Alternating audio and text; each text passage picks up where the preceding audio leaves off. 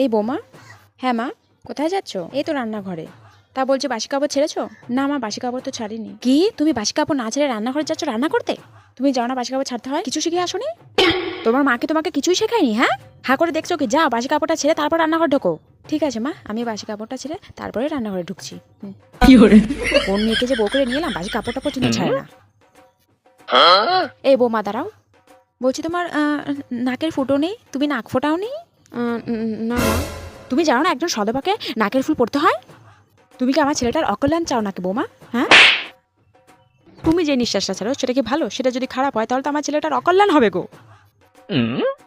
কি সব বলছে উনি? হাই কপাল, কোন বউকে আমি বাড়ির বউ করে নিয়ে এলাম গো। হায় রে। এই শোনো বৌমা, তুমি কিন্তু কালকে নাকটা ফুটিয়ে আসবে বলে দিলাম। আচ্ছা মা, আমি আজকে বিকেলে গিয়ে নাকটা ফুটিয়ে আসবো।